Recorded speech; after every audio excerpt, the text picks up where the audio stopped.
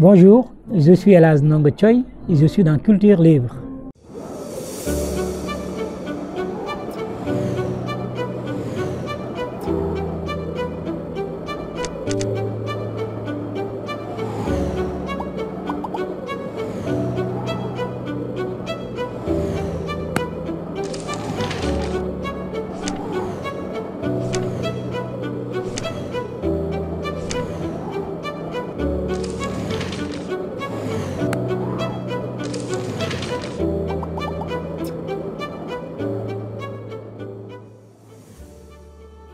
Pouvez-vous vous présenter?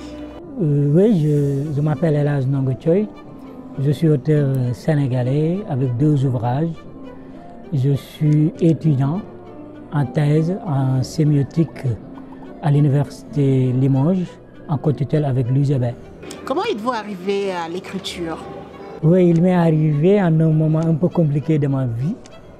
Et j'ai l'habitude de dire très souvent, c'est la mort qui me lie à l'écriture, à la poésie. Parce qu'en 2012, quand je venais juste d'avoir mon bac, et quelques jours après, j'ai perdu un ami et j'ai commencé à griffonner pour un peu évacuer ma mélancolie. Et en 2015, en l'espace de 5 mois, j'ai perdu et mon meilleur ami, Sam Kébé, que je rends hommage sur le premier recueil, et mon père en l'espace de 6 mois. Et j'avais en moi toute cette mélancolie-là qui me pousse à évacuer. Donc c'est la mort même qui me lie à l'écriture, à la poésie. Quelle était la place de vos 2 amis dans votre vie? Mes 2 amis, c'est Demba et Sam Kébé. En fait, Demba, on n'avait pas de relations tellement intimes parce que c'était un camarade de classe. Mais c'était un proche d'ailleurs parce qu'on partageait 6 heures ou 7 heures par jour. Et je crois qu'il représente un peu dans ma poésie l'élément déclencheur. Et Sam, c'est quelqu'un qui m'a marqué de toute ma vie par sa simplicité, par sa croyance, par sa foi. Donc c'est quelqu'un avec qui j'ai cheminé pendant mon enfance. Donc il me marque toujours à l'esprit. Et l'autre personne qui est présent peut-être, ou à qui le premier recueil a été dédié, c'est mon père, pour les valeurs qu'il m'a inculquées, pour sa patience, son courage. Et tant d'autres personnes aussi représentent ou occupent une place tellement importante dans ma vie. Mais ce sont ces 3 personnes-là qui sont un peu les éléments déclencheurs de ma poésie. Quels sont les thèmes que vous abordez dans vos livres? D'accord. Oui, c'est 2 livres en même temps. C'est 12 Cacophonies qui est paru aux éditions Le Lys Bleu ici à Paris en 2019, au mois de juin. Et mon 2e ouvrage, il est intitulé Cantique crépusculaire. Il vient de paraître au mois de novembre dernier aux éditions L'Harmattan Sénégal, qui est un peu un prolongement de tout ce qui a été développé dans 12 Cacophonies et qui est une sorte de basculement vers une sorte, si on peut dire, de lumière par rapport à tous les ténèbres auxquelles sont confrontés la vie des êtres humains. Et j'essaie de saisir en quelque sorte une voie d'espérance pour pouvoir apporter un peu de lumière à tout ce noir qui peuple ce monde. Quand vous parlez de noir, vous parlez précisément de quoi? Oui, quand je parle de noir, l'expression que j'aime plus, c'est le mot ténèbres. En fait, c'est tout ce qui encombre l'élévation de l'être humain, du point de vue social, du point de vue spirituel. Ce sont en quelque sorte les jambes de géants qui nous empêchent de fleurir, en quelque sorte, dans la vie. Parce qu'on est habité en même temps par beaucoup de mal et beaucoup de bien. Mais c'est à l'homme de vouloir, en fait, de décider pour prendre une décision, en fait, de s'élever.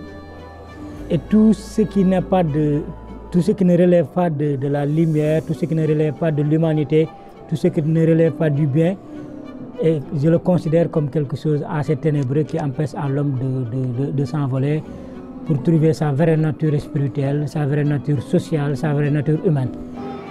La spiritualité ressort beaucoup dans vos écrits. C'est important pour vous de parler de spiritualité? Oui, c'est assez important. Parce qu'il y a une petite différence à faire entre ce qui relève de la religiosité, si on peut dire, et de la spiritualité. Et parce que comme je l'imagine, en fait, comme je le sais, je veux dire, la religion, elle est un peu collective.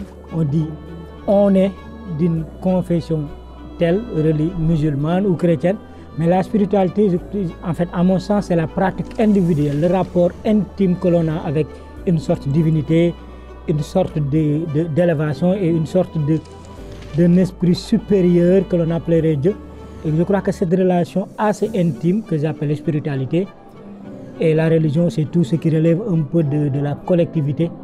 Et la spiritualité, c'est quelque chose qui est un peu individuel. Notre rapport individuel et sincère avec le divin. Et je crois que c'est ce qui manque un peu à l'humanité. Et il nous faut redécouvrir en même temps et se reconnecter avec cette réalité supérieure. Pour vous, c'est quoi écrire? Oui, l'écrire, c'est évacuer le silence, j'allais dire comme ça. Parce qu'en fait, on est habité par beaucoup de mélancolie, beaucoup de joie, et des joies, des mélancolies qui sont silencieuses en nous. Et c'est l'écriture qui nous permet de transmettre et de transposer même ce silence profond en nous. Votre livre Cantique crépusculaire est finaliste du prix Cénacle. De quoi s'agit-il? Oui, le prix Cénacle, c'est la première édition. C'est un prix initié par le Cénacle des jeunes écrivains du Sénégal, CESES. Et j'ai déposé avec tant d'autres. De base, on était 33 ouvrages et 33 auteurs. Mais par section, il y a section roman, poésie et nouvelles. Et Cantique crépusculaire est sélectionné parmi les 3 meilleures productions en poésie. Et on attend la délibération finale. Donc c'est un concours national initié par le Cénacle, auquel j'ai participé et j'attends la délibération finale. Avez-vous un message précis à lancer? Oui, c'est un peu vague, mais en fait le message, je crois que c'est un message d'humanité à lancer à tous les êtres, mais surtout à mon pays par rapport à ces violences récurrentes qui me déchirent le cœur. À chaque fois que j'ouvre les réseaux sociaux le matin, je vois une femme qui a été violée, une femme qui a été battue, des agressions. En fait, ça me déchire le cœur et je crois qu'il nous manque quelque chose. C'est quelque chose-là, en fait, on est un peu brûlé à l'intérieur. Et je crois qu'il nous manque cette dose d'humanité pour vivre, pour faire évoluer l'humanité dans le vivre ensemble. Et je crois que c'est ce qui nous manque. Donc il nous faut revenir à la raison et plus même revenir à l'essentiel qui est une sorte d'humanité qui nous manque et sans laquelle on sombrerait évidemment dans toutes les formes de folie. Quelle lecture faites-vous du paysage politique au Sénégal? Oui, c'est un paysage que je suis de très près. Et je crois que c'est un paysage tellement mouvementé. Et en tant que Sénégalais, je me désole parfois de voir le niveau de débat du politique sénégalais. Il n'y a pas de débat sur le programme, ou bien c'est peu. Donc je crois qu'il nous faut encore beaucoup de rigueur dans la manière de faire la politique. Et autre chose, j'aime bien suivre la politique, même si je ne suis pas engagé politiquement. Mais je crois qu'on ne se nourrit pas de politique.